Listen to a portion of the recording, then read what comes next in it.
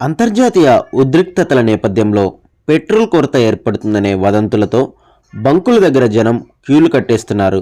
అయితే సరఫరాలో ఎలాంటి లోటు లేదని కేంద్ర ప్రభుత్వాలు స్పష్టంగా చెప్తున్నాయి. ఈ క్రమంలోనే అసలు పెట్రోల్ బంక్ యజమానులకు రోజు ఎంత లాభం వస్తుంది, 1 లీటర్ పెట్రోల్ అమ్మితే వారికి ఎంత ఆదాయం వస్తుంది అని ప్రతి ఒక్కరికి ఆలోచన వచ్చే ఉంటుంది. అమెరికా, ఇజ్రాయెల్, ఇరాన్ మధ్య యుద్ధ తీవ్రత పెరుగుతుంది.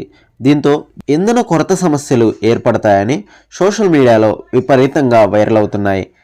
హైదరాబాద్, ముంబై, ఢిల్లీ సహా అనేక నగరాల్లో గత కొంతకాలంగా పెట్రోల్ బంకుల వద్ద జనం ఎగబడుతున్నారు. అయితే ప్రతిరోజు ప్రతి ఒక్కరూ కూడా ఇంత మొత్తంలో పెట్రోల్ కొట్టిస్తున్నారు కదా, ఆ బంక్ యజమానులకు ఎంత ఇన్కమ్ వస్తుందో ఇప్పుడు మనం తెలుసుకుందాం. Petroleum planning and analysis cell గణాంకాల ప్రకారం డిసెంబర్ 1, 2024 నుండి పెట్రోల్ పంపు డీలర్ల కమిషన్లను నిర్ణయించారు.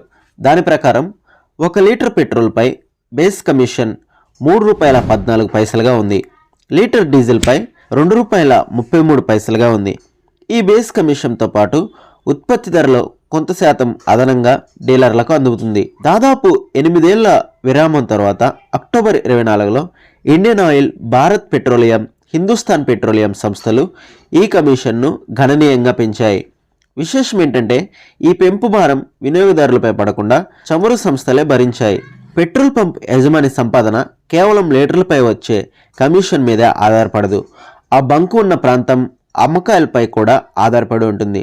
నగరాల్లో ఉండే పంపులకు, హైవేలు లేదా గ్రామీణ ప్రాంతాల్లో ఉండే పంపులకు అమ్మకాల్లో చాలా వ్యత్యాసం ఉంటుంది.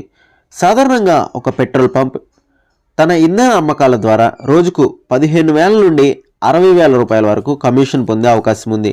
కమిషన్తో పాటు లైసెన్స్ ఫీజు రికవరీ, అమ్మకాల లక్ష్యాలను చేరుకున్నప్పుడు వచ్చే ప్రోత్సాహకర పథకాల ద్వారా కూడా డీలర్లు అదనపు ఆదాయాన్ని పొందుతారు. కేవలం 1 లీటర్ పెట్రోల్ లేదా డీజిల్కి తక్కువ మొత్తంలో ఆదాయం వచ్చినప్పటికీ ప్రతిరోజు వేల లీటర్లు అమ్ముతారు కాబట్టి వారికి మిగిలేది కూడా అంత ఎక్కువ మొత్తంలోనే ఉంటుంది.